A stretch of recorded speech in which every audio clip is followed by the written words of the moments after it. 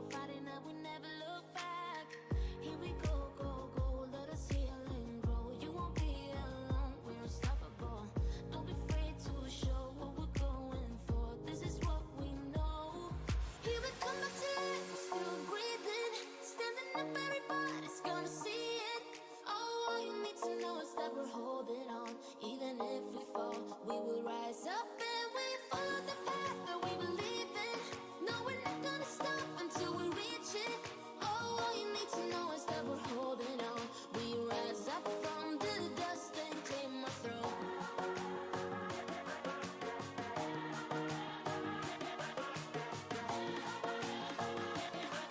We rise up from the dust and claim our throne.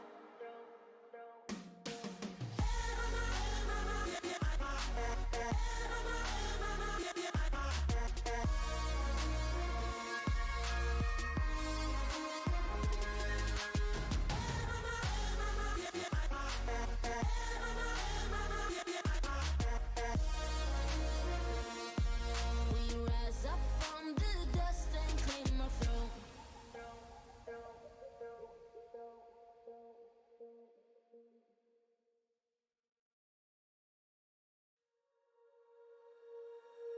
When you feel it's hopeless, when you think that you lost, oh, I will take your hand and we'll rise up from the dust.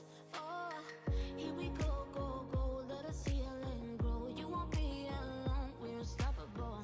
Don't be afraid to show what we're going for. This is what we know. Here we come back to life, we're still breathing. Standing up, everybody's gonna see it. Oh, all you need to know is that we're holding on. Even if we fall, we will rise up and we follow the path that we believe in. No, we're not gonna stop until we reach it. Oh, all you need to know is that we're holding on. We rise up from the dust and claim our throne.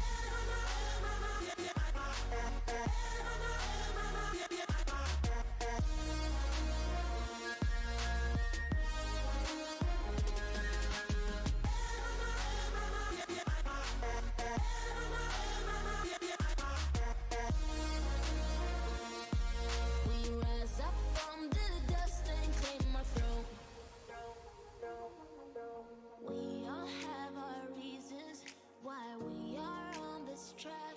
Oh, we all have our burdens, yeah, but we just keep on fighting and we never look back.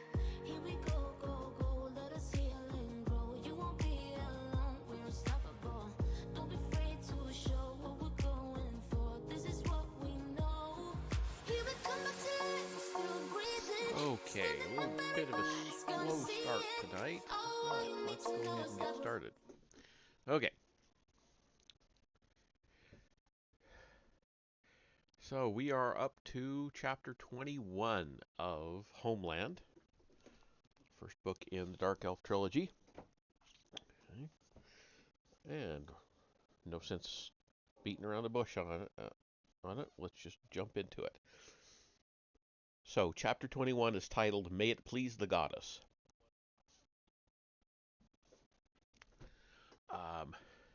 Did you please the goddess? Matron Malice asked. Her question as much a threat as an inquiry.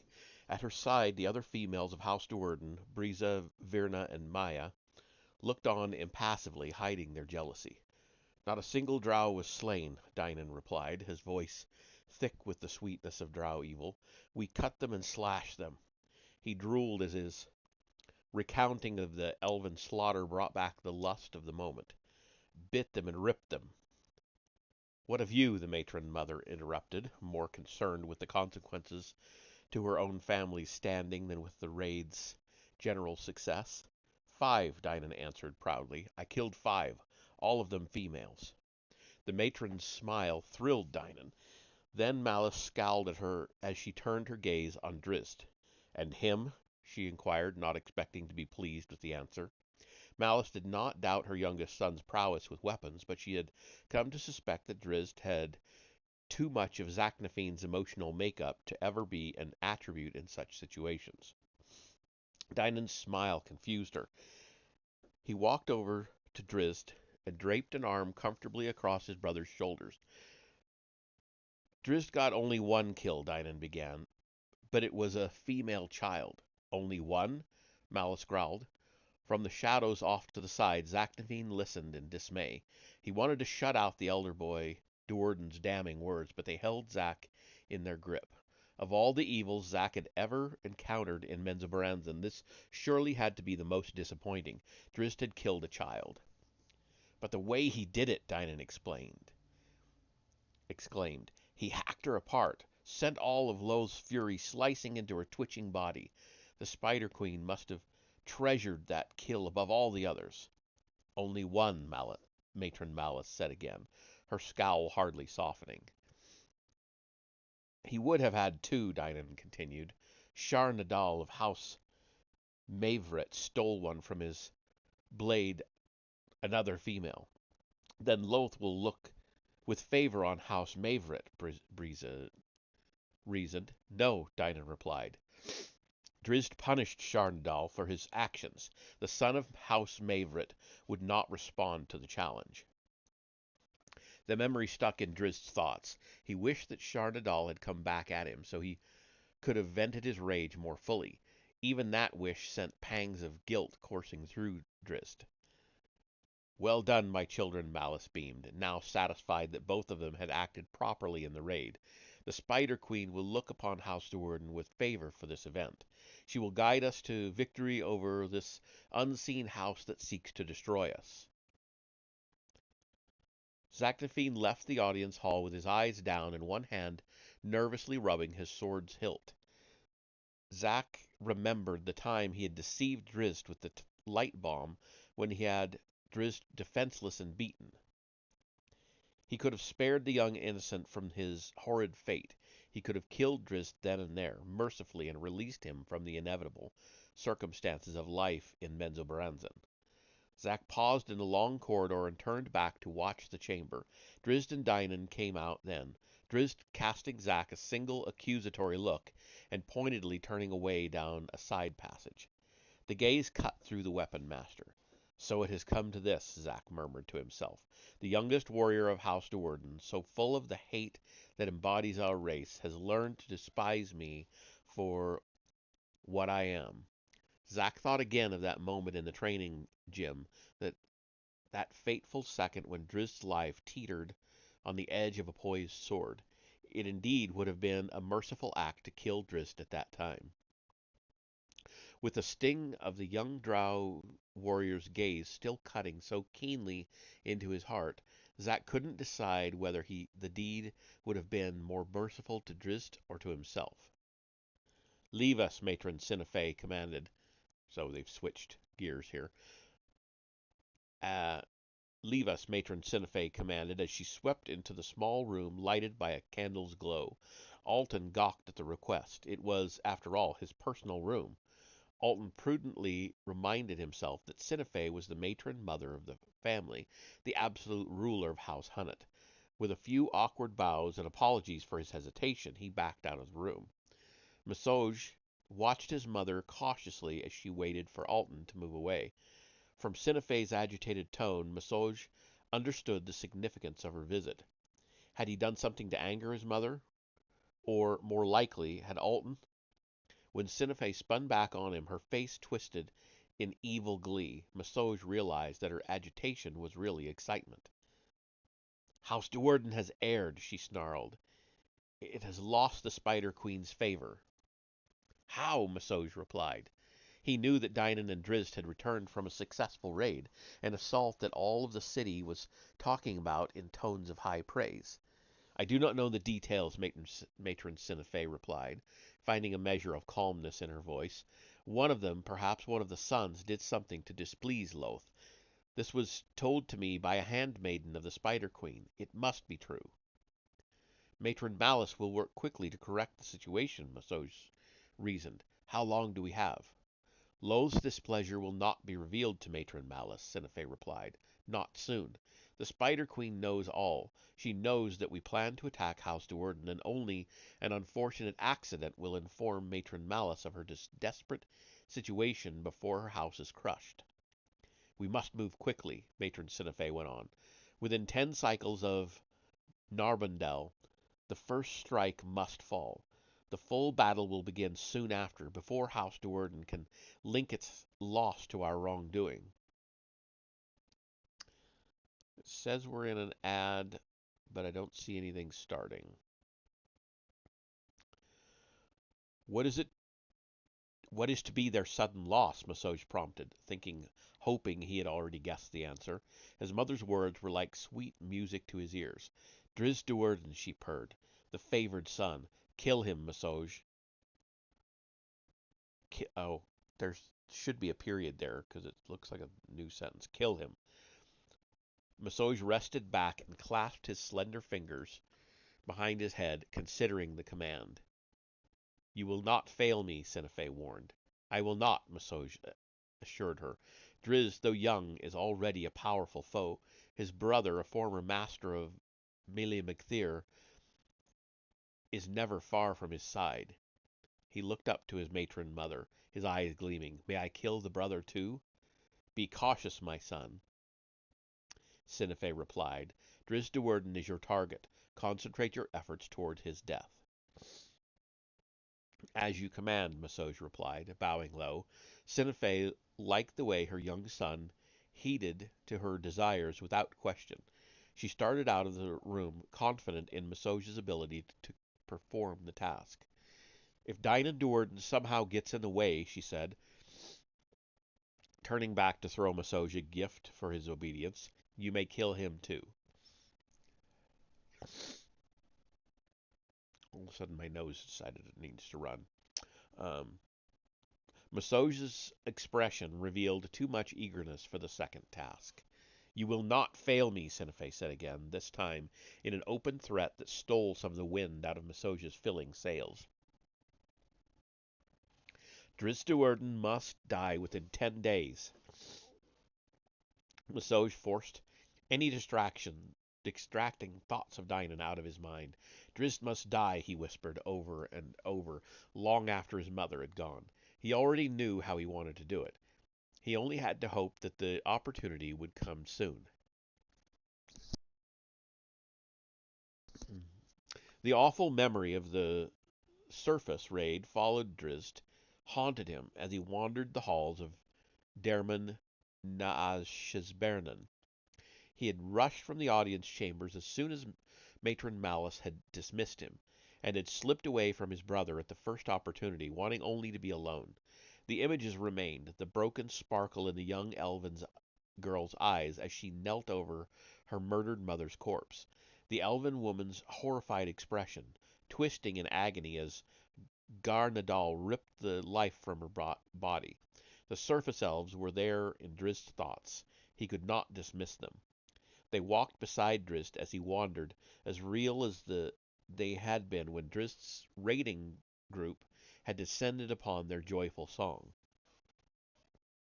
Drizzt wondered if he would ever be alone again. Eyes down, consumed by his empty sense of loss, Drizzt did not mark the path before him. He jumped back, startled, when he turned a corner and bumped into somebody. He stood facing Zaknafine. You are home, the weapon master said absently, his blank face revealing none of the tumultuous emotions swirling through his mind. Drizzt wondered if he could properly hide his own grimace. For a day, he replied, equally nonchalant, though his rage with Zaknafine was no less intense. Now that Drizzt had witnessed the wrath of drow elves firsthand, Zak's reputed deeds rang out to Drizzt as even more evil.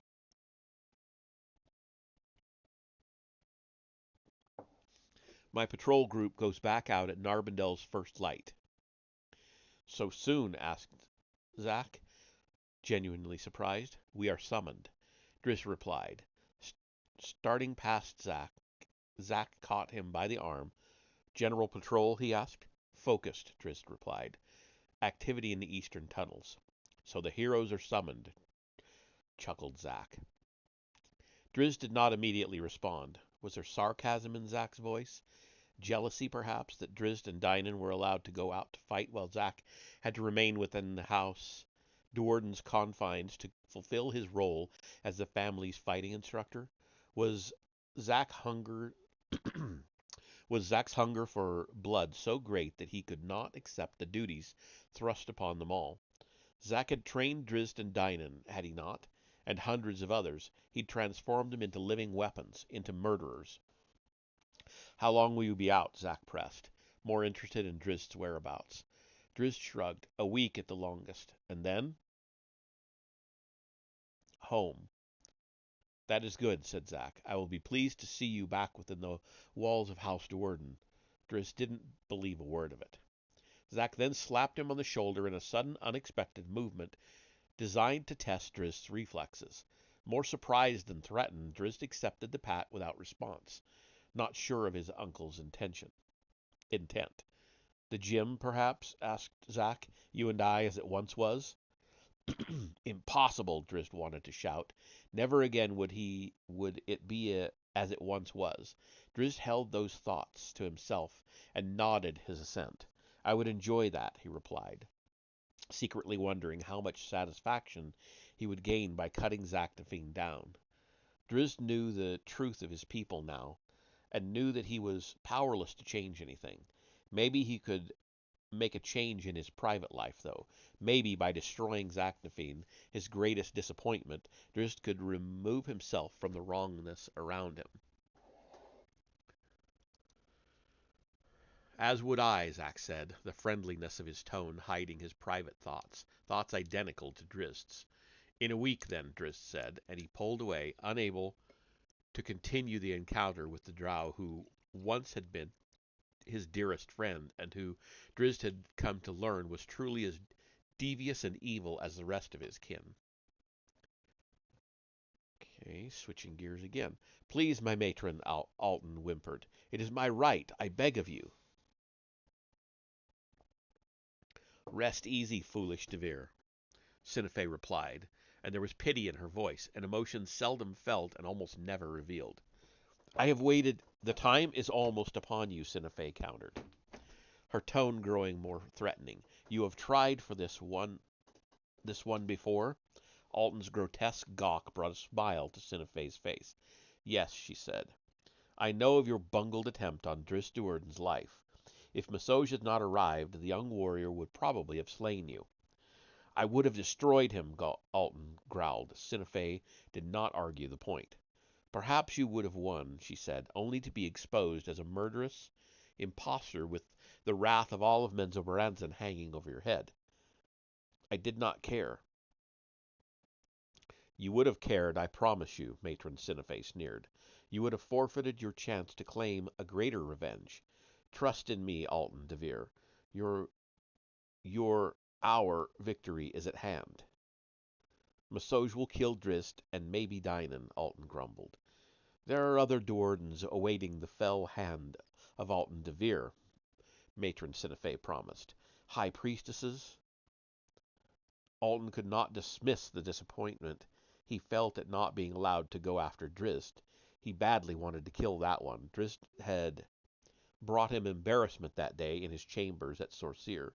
The young drow should have died quickly and quietly. Alton wanted to make up for that mistake. Alton also could not ignore the promise that Matron Sinafe had just made to him. The thought of killing one or more of the high priestesses of House Do'Urden did not displease him at all. The pillowy switching gears again. The pillowy softness of the plush bed, so different from the rest of the hard stone world of Menzoberranzan, offered Drizzt no relief from the pain. Another ghost had reared up to overwhelm even the images of carnage on the surface, the specter of Zaknafine. Dynan and Virna had told Drizzt the truth of the Weapon Master, of Zack's role in the fall of House Devere, and of how Zack so enjoyed slaughtering other drow who had done nothing to wrong him or deserve his wrath. So Zaknafine, too, took part in this evil game of drow life, the endless quest to please the Spider Queen. As I so pleased her on the surface, Drizzt couldn't help but mumble, the sarcasm of the spoken words bringing him some small measure of comfort. The comfort Drizzt felt in saving the life of the elven child seemed such a minor act against the overwhelming wrongs his raiding group had exacted on her people. Matron Malice, his mother, had so enjoyed hearing the bloody recounting. Drizzt remembered the elven child's horror at the sight of her dead mother. Would he or any dark elf be so devastated if they looked upon such a sight? Unlikely, he thought. Drizzt hardly shared a loving bond with Malice, and most drow would be too engaged in measuring the consequences of their mother's death to their own station to feel any sense of loss. Would Malice have cared if either Drizzt or Dynan had fallen in the raid? Again, Drizzt knew the answer. All that Malice cared about was how the raid affected her own base of power. She had reveled in the notion that her children, had pleased her evil goddess. What favor would Lolth show to House Do'Urden if she knew the truth of Drizzt's actions? Drizzt had no way to measure how much, if any, interest the Spider Queen had taken in the raid. Lolth remained a mystery to him, one he had no desire to explore. Would she be enraged if she knew the truth of the raid, or if she knew the truth of Drizzt's thoughts at this moment? Drizzt shuddered to think of the punishments he might be bringing upon himself, but he had already firmly decided upon his course of action. Whatever the consequences, he would return to House Do'Urden in a week. He would go then to the practice gym for a reunion with his old teacher. He would kill Zaknafine in a week.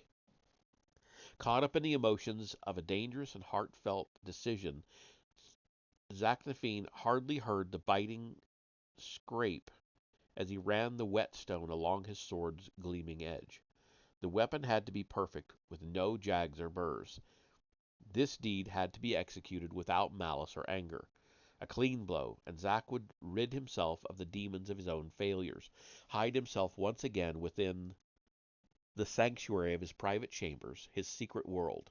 A clean blow, and he would do what he should have done a decade before. If only I had found the strength then, he lamented. How much grief might I have spared Drizzt? How much pain did his days at the academy bring to him, that he is so very changed?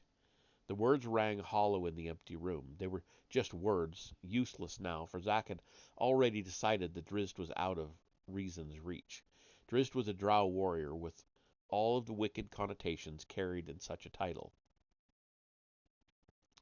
The choice was gone to Zaknafine if he wished to hold any pretense of value to his wretched existence. This time he would not stay his sword.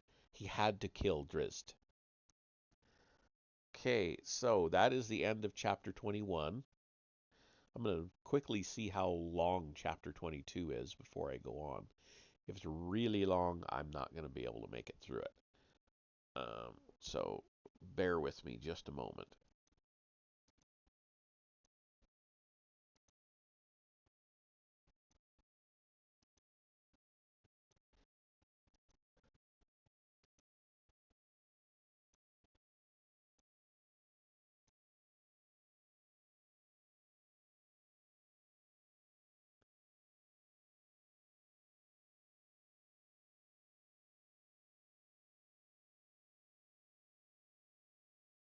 I don't know, it's looking pretty long.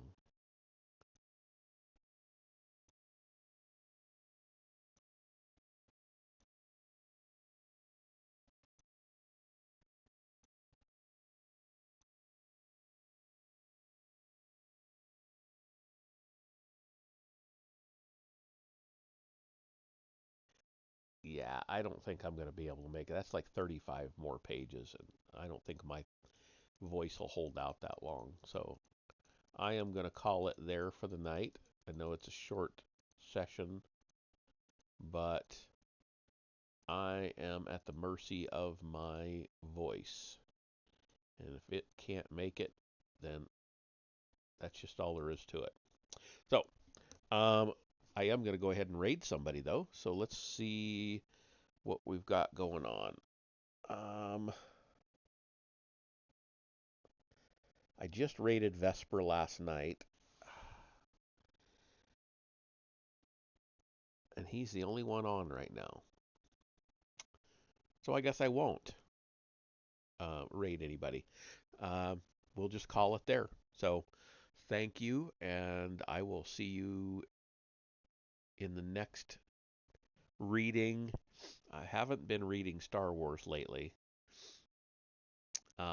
We've got comics coming up. I really should get into those tomorrow. I can read like two of them. So that is the plan. We'll see how I feel about it tomorrow night. So see you then.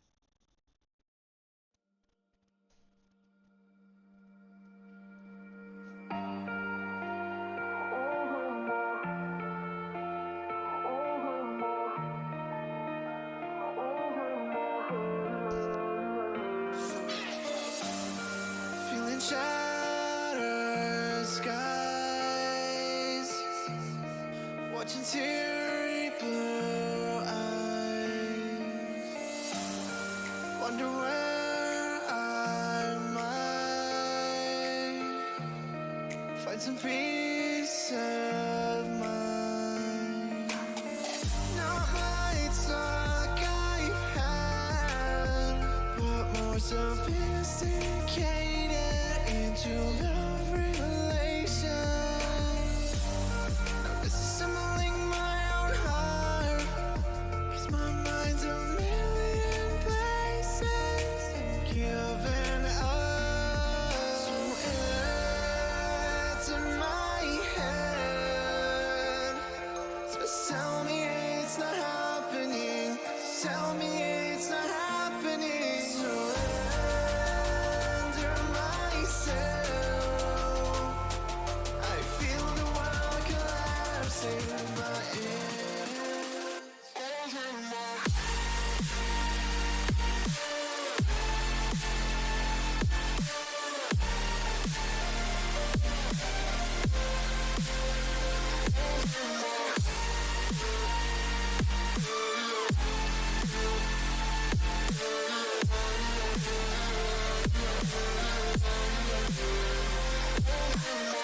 Not lights like I've had, but more sophisticated into love relations. Now disassembling my own heart, 'cause my mind's a million places and giving up. So it's in my head. Just tell